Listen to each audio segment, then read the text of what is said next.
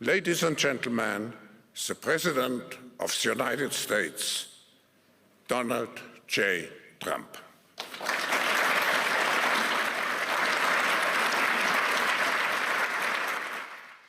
Well, thank you very much, Klaus, and hello to everyone in beautiful Davos.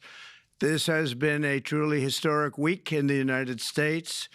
3 days ago, I took the oath of office, and we began the golden age of America. The recent presidential election was won by millions of votes, and all seven, every one of them, all seven swing states. It was a massive mandate from the American people like hasn't been seen in many years, and some of the political pundits, even some of my so-called enemies, said it was the most consequential election victory in 129 years. That's quite nice. What the world has witnessed in the past 72 hours is nothing less than a revolution of common sense. Our country will soon be stronger, wealthier, and more united than ever before, and the entire planet will be more peaceful and prosperous as a result of this incredible momentum and what we're doing and going to do. My administration is acting with unprecedented speed to fix the disasters we've inherited from a totally inept group of people and to solve every single crisis facing our country. This begins with confronting the economic chaos caused by the failed policies of the last administration. Over the past 4 years, our government racked up $8 trillion in wasteful deficit spending and inflicted nation-wrecking energy restrictions, crippling regulations, and hidden taxes like never before. The result is the worst inflation crisis in modern history and sky-high interest rates for our citizens and even throughout the world. Food prices and the price of almost every other thing known to mankind went through the roof. President Biden totally lost control of what was going on in our country, but in particular with our high inflation economy and at our border. Because of these ruinous policies, total government spending this year is $1.5 trillion higher than was projected to occur when I left office just 4 years ago. Likewise, the cost of servicing the debt is more than 230% higher than was projected in 2020. The inflation rate we are inheriting remains 50% higher than the historic target. It was the highest inflation probably in the history of our country. That's why from the moment I took office, I've taken rapid action to reverse each and every one of these radical left policies that created this calamity, in particular with immigration, crime, and inflation. On day one, I signed an executive order directing every member of my cabinet to marshal all powers at their disposal to defeat inflation and reduce the cost of daily life. I imposed a federal hiring freeze, a federal regulation freeze, a foreign aid freeze, and I created the new Department of Government Efficiency. I terminated the ridiculous and incredibly wasteful Green New Deal. I call it the Green New Scam, withdrew from the one-sided Paris Climate Accord, and ended the insane and costly electric vehicle mandate. We're going to let people buy the car they want to buy. I declared a national energy emergency, and it's so important, national energy emergency to unlock the liquid gold under our feet and pave the way for rapid approvals of new energy infrastructure. The United States has the largest amount of oil and gas of any country on earth, and we're going to use it. Not only will this reduce the cost of virtually all goods and services, it'll make the United States a manufacturing superpower and the world capital of artificial intelligence and crypto. My administration has also begun the largest deregulation campaign in history, far exceeding even the record-setting efforts of my last term. In total, the Biden administration imposed $50,000 in additional regulatory costs on the average American household over the last 4 years. I have promised to eliminate 10 old regulations for every new regulation, which will soon put many thousands of dollars back in the pockets of American families. To further unleash our economy, our majorities in the House and Senate, which we also took along with the presidency, are going to pass the largest tax cut in American history, including massive tax cuts for workers and family, and big tax cuts for domestic producers and manufacturers. And we're working with the Democrats on getting an extension of the original Trump tax cuts, as you probably know, by just reading any paper.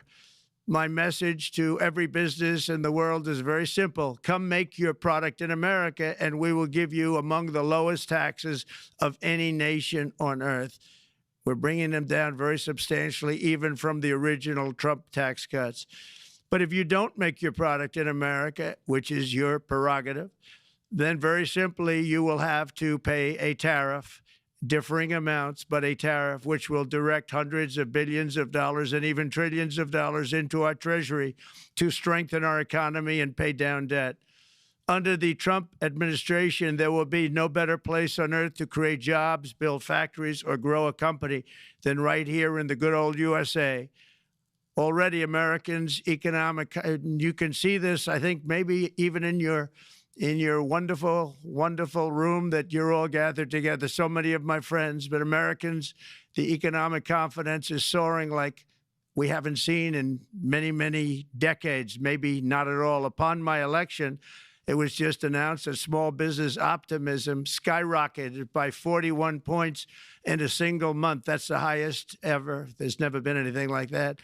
SoftBank has announced between a $100 and $200 billion investment in the U.S. economy because of the election result. And just 2 days ago, Oracle, SoftBank, and OpenAI announced a $500 billion investment in AI infrastructure. Other companies likewise have announced billions and billions and billions, adding up to trillions of investment in America, in the United States. And it's also reported today in the papers that Saudi Arabia will be investing at least $600 billion in America. But I'll be asking the Crown Prince, who's a fantastic guy, to round it out to around $1 trillion. I think they'll do that because we've been very good to them. And I'm also going to ask Saudi Arabia and OPEC to bring down the cost of oil. You got to bring it down, which, frankly, I'm surprised they didn't do before the election. That didn't show a lot of love by them not doing it. I was a little surprised by that. If the price came down, the Russia-Ukraine war would end immediately. Right now, the price is high enough that that war will continue. You got to bring down the oil price. You got to end that war. They should have done it long ago. They're very responsible, actually, to a certain extent, for what's taking place. Millions of lives are being lost. With oil prices going down, I'll demand that interest rates drop immediately, and likewise, they should be dropping all over the world. Interest rates should follow us. All over, the progress that you're seeing is happening because of our historic victory in a recent presidential election, one that has become quite well known throughout the world. I think a lot of things are happening to a lot of countries. They say that there's light shining all over the world since the election, and even countries that we aren't particularly friendly with are happy because they understand what there is a future and how great the future will be. Under our leadership, America is back and open for business. And this week, I'm also taking swift action to stop the invasion at our southern border. They allowed people to come in at levels that nobody's ever seen before. It was ridiculous. I decided and declared to do, and very, very importantly, a national emergency on our border, immediately halted all entry of illegal border crossers, of which there were many, and began promptly returning the illegal trespassers back to the place from which they came. That action, as you've probably seen, has already started very strongly. I've deployed active duty U.S. military and National Guard troops to the border to assist in repelling the invasion. It was really an invasion. We will not allow our territory to be violated. After 4 long years, the United States is strong and sovereign and a beautiful nation once again. It's a strong, sovereign nation. In addition, I'm pleased to report that America is also a free nation once again. On day one, I signed an executive order to stop all government censorship. No longer will our government label the speech of our own citizens as misinformation or disinformation. which are the favorite words of censors and those who wish to stop the free exchange of ideas and, frankly, progress. We have saved free speech in America, and we've saved it strongly. With another historic executive order this week, I also ended the weaponization of law enforcement against the American people and, frankly, against politicians, and restored the fair, equal, and impartial rule of law. My administration has taken action to abolish all discriminatory diversity, equity, and inclusion nonsense, and these are policies that were absolute nonsense throughout the government and the private sector. With the recent yet somewhat unexpected great Supreme Court decision just made, America will once again become a merit-based country. You have to hear that word, merit-based country. And I've made it official, an official policy of the United States, that there are only two genders, male and female. And we will have no men participating in women's sports, and transgender operations, which became the rage, will occur very rarely. Finally, as we restore common sense in America, we're moving quickly to bring back strength and peace and stability abroad. I'm also going to ask all NATO nations to increase defense spending to 5% of GDP, which is what it should have been years ago. It was only at 2%, and most nations didn't pay until I came along. I insisted that they pay, and they did, because the United States was really paying the difference at that time, and it was unfair to the United States. But many, many things have been unfair for many years to the United States. Before even taking office, my team negotiated a ceasefire agreement in the Middle East, which wouldn't have happened without us, as I think most of the people in the room know. Earlier this week, the hostages began to return to their families. They are returning, and it's a beautiful sight, and they'll be coming in more and more. They started coming back on Sunday. Our efforts to secure a peace settlement between Russia and Ukraine are now hopefully underway. It's so important to get that done. That is an absolute killing field. Millions of soldiers are being killed. Nobody's seen anything like it since World War II. They're laying dead all over the flat fields. It's a flat field farmland, and there's millions of Russians and millions of Ukrainians. Nobody's seen anything like it since World War II. It's time to end it. And here in America, we have big events coming up. Next year, we have the 250th anniversary of America's founding. I'm so honored to be president during that. That's been a big event. They've been talking about it for 10 years. We also have the World Cup, and I understand Gianni's in the room. Infantino, he was very instrumental in helping us get it. He's there with you someplace, I think, and I want to thank him for that. And then we have the Olympics coming up, which I was instrumental in getting also in my first term. And who would have known that by skipping a term, I would get the Olympics? I was upset. I said, you know, I got the Olympics to come and I won't be president. But it turned out through a stroke of luck, or whatever you might call it, that I'm going to be president during the World Cup and the Olympics and the 250th anniversary. So that's going to be three big events. And we've accomplished more in less than 4 days. We have really been working 4 days than other administrations have accomplished in 4 years. And we're just getting started. It's really an amazing thing to see, and the spirit and the light over our country has been incredible. Under the last administration, our nation has suffered greatly, but we're going to bring it back and make it greater, bigger, stronger, better than ever before. I want to thank everybody for being with you. I would have been there myself, except the inauguration was 2 days ago. I thought it might be a little bit quick to make it the first stop, but we'll get there one day. We hope to get there. But I do appreciate, I heard the audience is fantastic, and many of my friends are in the audience, and I will be taking questions now from some very distinguished people. Thank you all very much.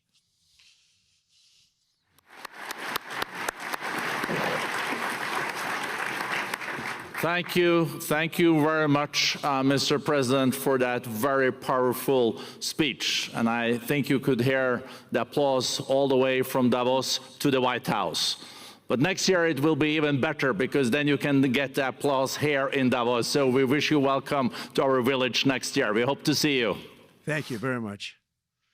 So we also know, Mr. President, that you open up for interaction here. We have a great panel with some of the most distinguished business people in the world.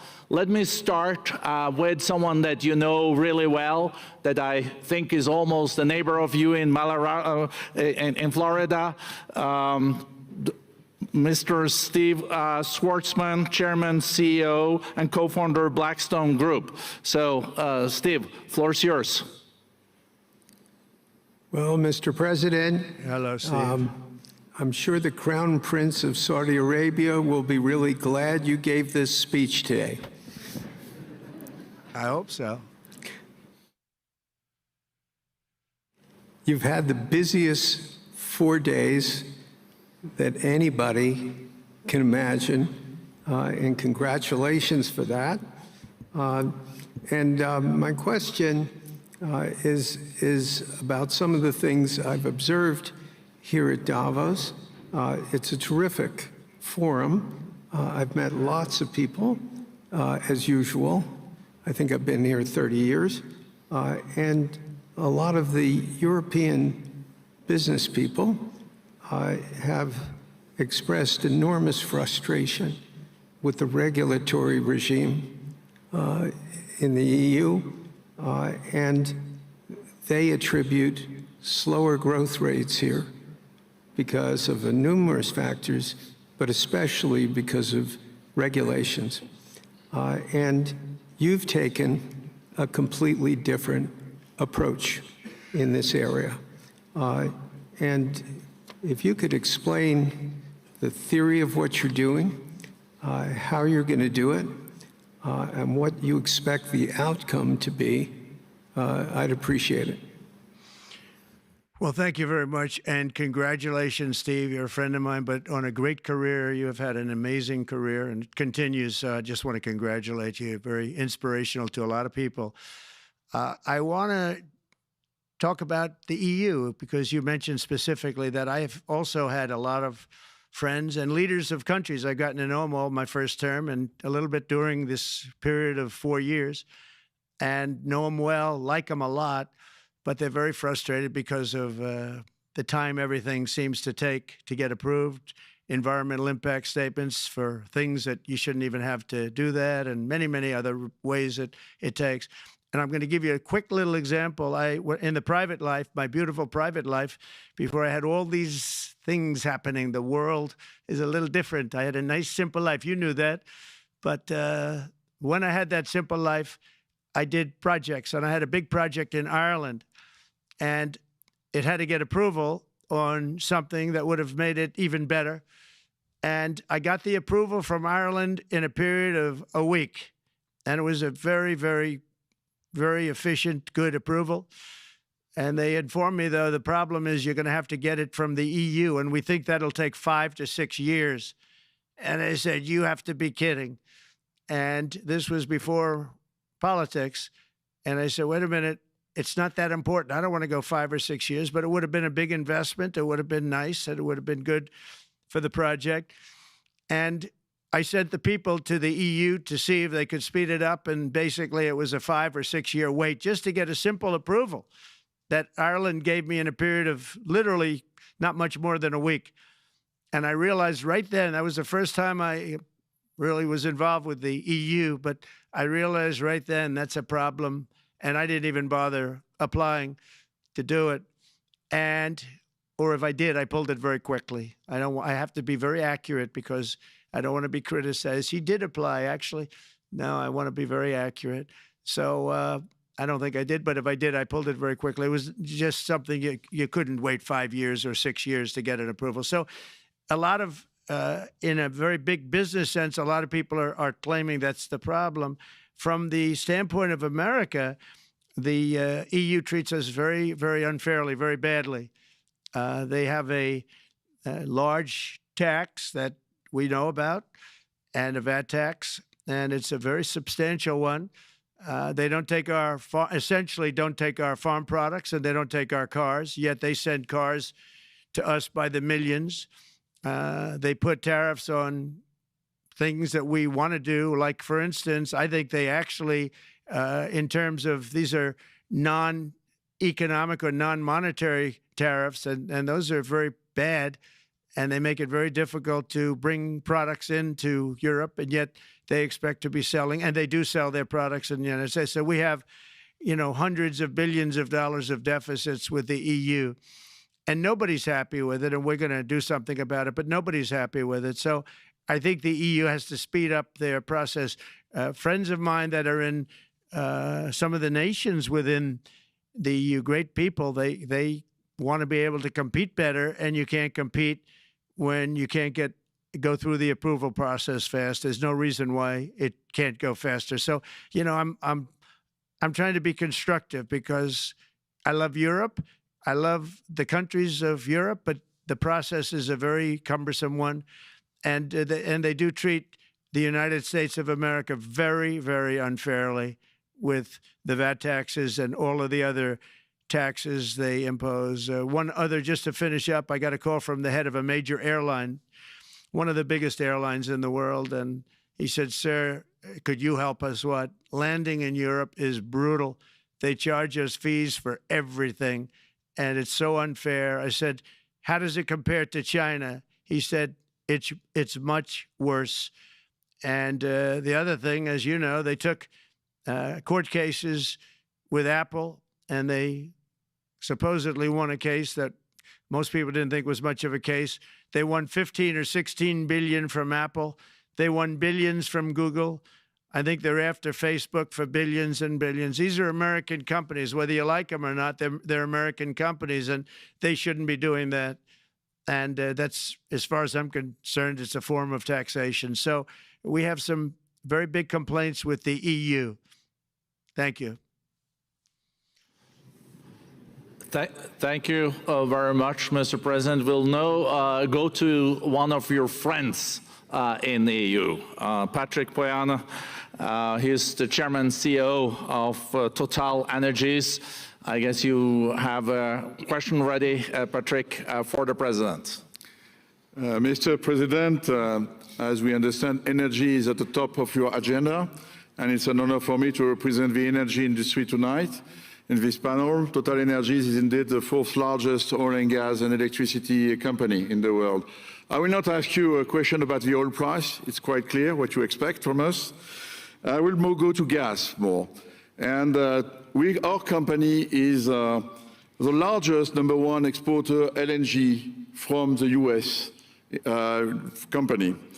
We are a strong contributor to, and we invest in a mammoth LNG projects in Texas, $20 billion. It's far from 200, but it's $20 billion. And we contribute with that to security of supply to Europe, as we export this LNG to Europe. Some experts fear that if there are too many projects developed in the US on LNG, this could have an inflationary impact on the US domestic gas price. And they recommend a pause on these projects. I would ask you the following question: what are your views about such a pause on investments on LNG in the US? What would happen if you would observe an increased domestic gas price because of these exports? And final question, which is important for Europe: would you agree to guarantee security of supplies of US LNG to Europe? Well, in the last part of your question, yes, I would. I would make sure that you get it. If we make a deal, we make a deal, you'll get it. Because a lot of people do have that problem. They make a deal and then it can't get supplied because of war-type problems and other problems. So we would absolutely do that.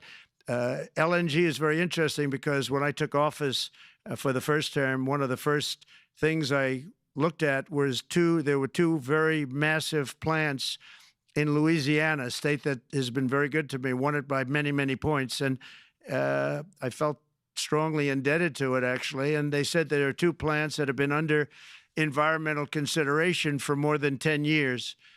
And they were costing, as you say, you know how expensive those plants are, but they were costing like 12 billion and I think 14 or 15 billion, but they couldn't get their permits.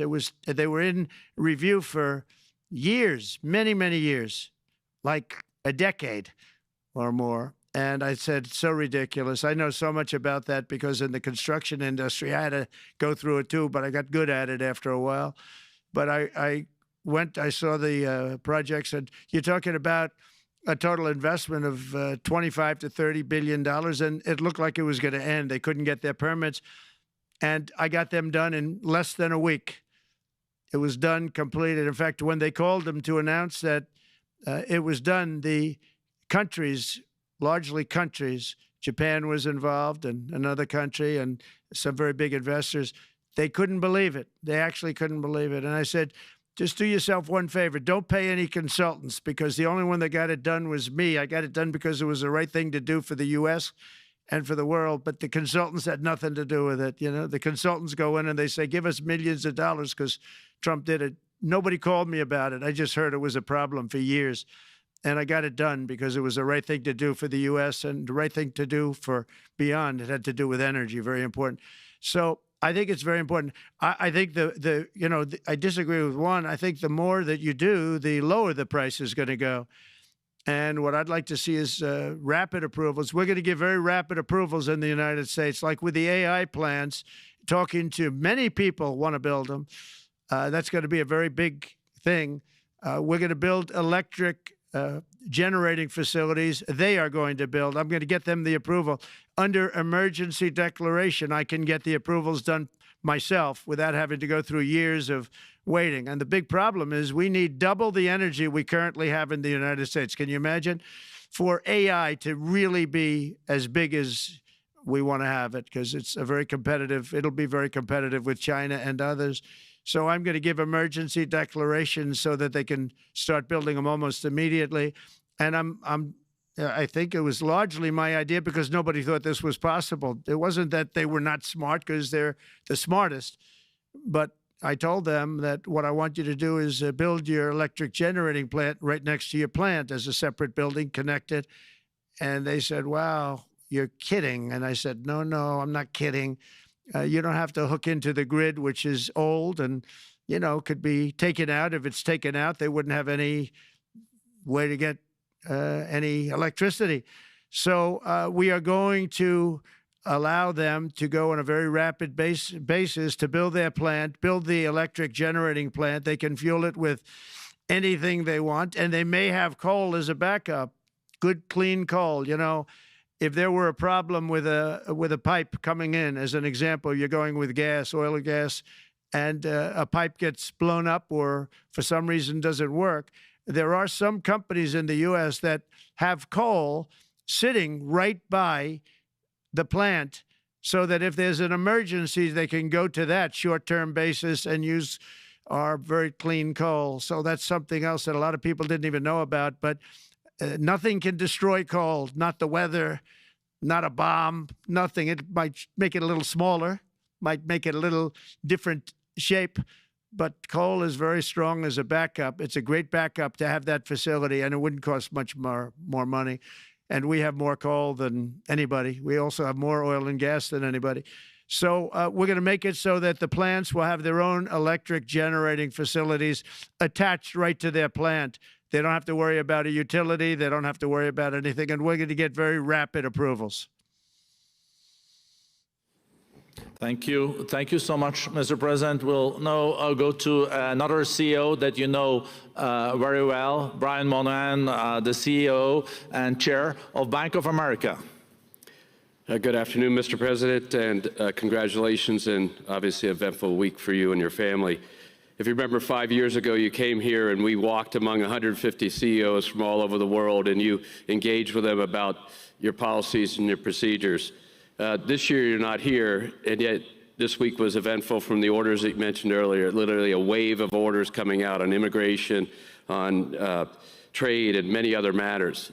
And so, as a representative of the United States here, we got a lot of questions about what does all this mean and how would the president square this with his clear focus on growth, prosperity, market growth, stock market growth, a good bond market, and bringing down prices. So how do you think about the impact of all these orders and how fast they come out, and how you're going to balance them with that scorecard of being successful in both continuing GDP growth, bringing down inflation, and also having a good stock price appreciation for the American citizen?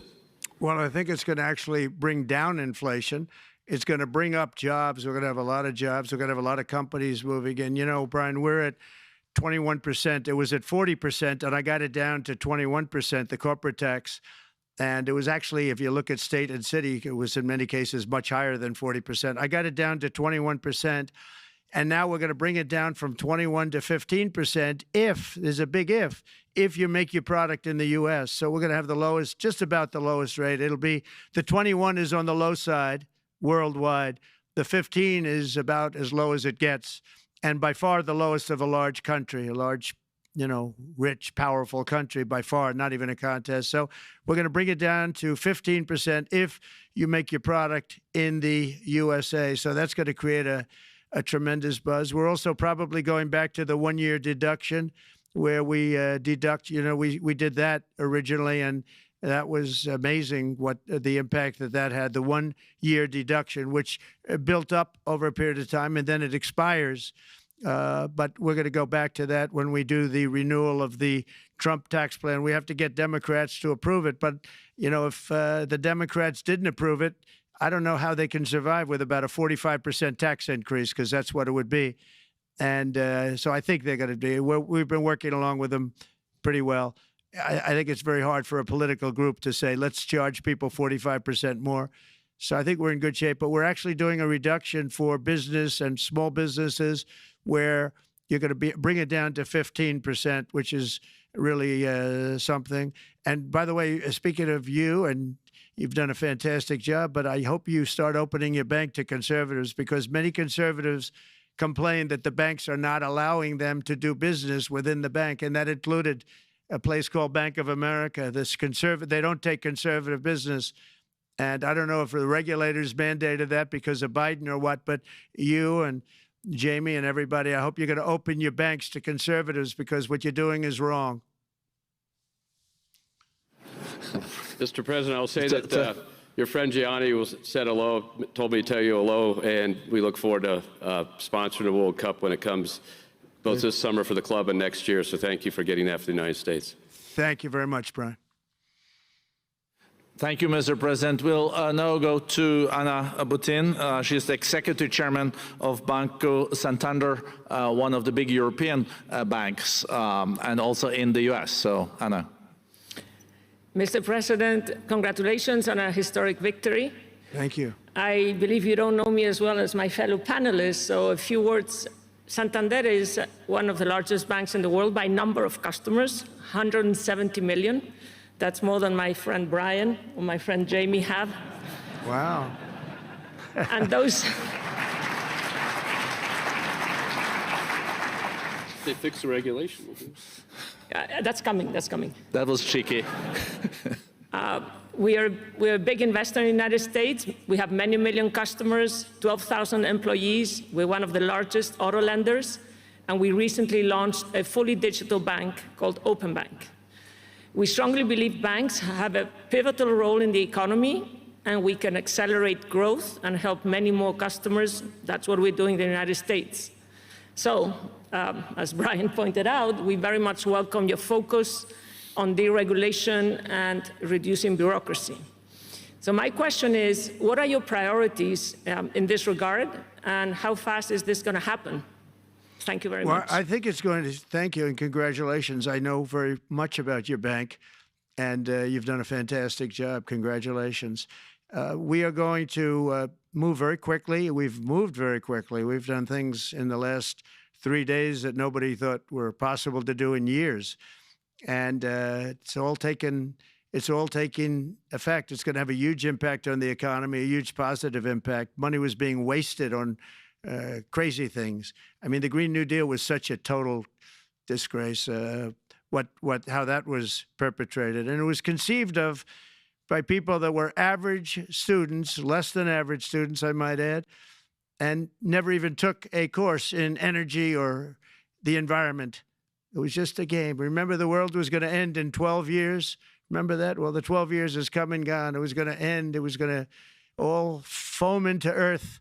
But, you know, the time has come. These people, and they really scared the Democrats large. I can't say the Republicans. The Republicans maybe could have fought harder to stop it, but it's been a tremendous waste of money. You know, during my 4 years, we had the cleanest air, we had the cleanest water, and yet we had the most productive economy in the history of our country. We had the most productive economy until COVID came. We had the most productive in the history of our country by far, and actually, you can look worldwide. We were beating everybody from China to everybody else. So, and we think we really now, with what we have learned and all of the other things that have taken place, we think we can even far surpass that. Actually, far surpass it. But we do. One thing we're going to be demanding is we're going to be demanding respect from other nations. Canada, we have a tremendous deficit with Canada. We're not going to have that anymore. We can't do it. I don't know if it's good for them. As you probably know, I say you can always become a state.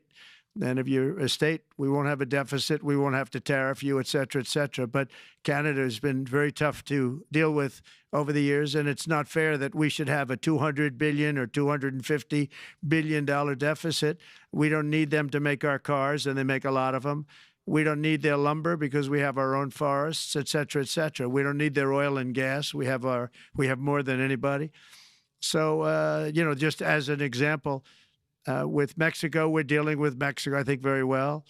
And we're just, you know, we just want to be treated fairly with other nations because there's hardly a nation in the world, and I blame this on us, and I blame it on politicians that, for some reason, probably mostly it's stupidity, but you could also say other reasons, but mostly stupidity. They've allowed other nations to take advantage of the U.S., and we can't allow that to happen anymore. You know, we have debt. It's a very small debt when you compare it to the value of the assets that we have, but we don't want to do that. We want to just have debt be obliterated, and we'll be able to do that fairly rapidly. And a lot of good things are going to happen. And honestly, good things are going to happen for the world, and good things are going to happen for the people that are dealing with us, allies and beyond allies. One thing very important, I really would like to be able to meet with President Putin soon and get that war ended. And that's not from the standpoint of economy or anything else. It's from the standpoint of millions of lives are being wasted. Beautiful young people are being shot in the battlefield. You know, the bullet, very flat land, as I said, and the bullet goes, there's no hiding. And a bullet, the only thing going to stop the bullet is a human body. And you have to see, I've seen pictures of what's taken place. It's a carnage, and we really have to stop that war. That war is horrible.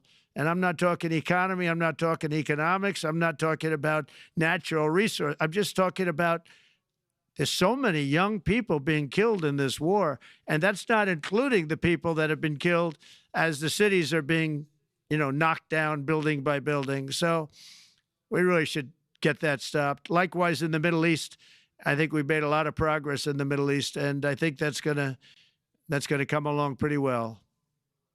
Thank you very much. Thank you, Mr. President. We know that the most consequential relationship in the world is between the U.S. and China. U.S. 28% of the global economy, China close to 20. That's almost half of the global GDP. And we know that you called President Xi Jinping last Friday. We heard that you had a good discussion. How do you see the relationship between the U.S. and China in the next 4 years under your leadership? He called me, but I see it very good. I think that we're going to have a very good relationship. All we want is fairness. We just want a level playing field. We don't want to take advantage. We've been having massive deficits with China. Biden allowed it to get out of hand. He's $1.1 trillion deficit. It's ridiculous. And it's just an unfair relationship. And we have to make it just fair. We don't have to make it phenomenal. We have to make it a fair relationship. Right now, it's not a fair relationship. The deficit is massive, as it is with other countries, a lot of Asian countries, actually. But we have deficits that are very big, and we can't keep doing that. So we're not going to keep doing that. But I like President Xi very much. I've always liked him. We always had a very good relationship. It was very strained with COVID coming out of Wuhan. Obviously, that strained it. I'm sure it strained it with a lot of people, but that strained our relationship. But we always had a great relationship, I would say, and we look forward to doing very well with China and getting along with China. Hopefully, China can help us stop the war with, in particular, Russia, Ukraine. They have a great deal of power over that situation, and we'll work with them. And I mentioned that during our phone conversation with President Xi, and hopefully we could work together and get that stopped. We'd like to see denuclearization. In fact, with President Putin, prior to an election result, which was frankly ridiculous, we were talking about denuclearization of our two countries, and China would have come along. China has a much smaller, right now, nuclear armament than us, or field than us, but they're going to be catching it at some point over the next 4 or 5 years. And I will tell you that President Putin really liked the idea of cutting way back on nuclear, and I think the rest of the world, we would have gotten them to follow, and China would have come along too. China also liked it. Tremendous amounts of money are being spent on nuclear, and the destructive capability is something that we don't even want to talk about today because you don't want to hear it. It's too depressing. So we want to see if we can denuclearize, and I think that's very possible. And I can tell you that President Putin wanted to do it. He and I wanted to do it. We had a good conversation with China. They would have been involved, and that would have been an unbelievable thing for the planet. And I hope it Mr. can be President, started when up you're again. back here in Davos next year, will there be then a peace agreement with Ukraine and Russia by then? Well, you're going to have to ask Russia. Ukraine is ready to make a deal. Just so you understand, this is a war that should have never started. If I were president, it would never have started. This is a war that should have never, ever been started. And it wasn't started during there was never even talk about it. I knew that it was the apple of President Putin's eye, but I also knew that there was no way he was going in, and he wasn't going to go in. And then when I was out, bad things happened, bad things were said, a lot of stupidity all around, and you end up with what you have. Now you have all these bombed out cities. They look like demolition sites with many people killed. I think the thing that you'll see about Ukraine is that far more people have died than is being reported. And I've seen that. But far, far more people have died. When you look at a city that's become a demolition site where big buildings have been collapsed by missiles hitting them and everything else, and they say one person was slightly injured. No, many people were killed. Those are big buildings. I was surprised at how that was my business. These are buildings that go 2 and 3 blocks long. They're 20 stories high. They're big, powerful buildings, and they were knocked down, and there were a lot of people in those buildings. That announced that 2 people were injured. That's not true. So I think you're going to find that there were many more people killed in Ukraine in the Ukraine war than anybody has any idea. But if you look now, so many of the people being killed are soldiers just facing each other with guns, rifles, and drones, the new form of warfare, drones. And it's a very sad thing to see. And when you see pictures of the fields that I see, nobody wants to see it. You'll never be the same. Thank you very much, Mr. President, on behalf of all the 3,000 participants here in Davos. We really underline that joining us the third day in your presidency, live taking questions here is so appreciated, and we are already ready for receiving you next year in person. So thank you very much, and all the best from Davos. Thank you. Thank you very much.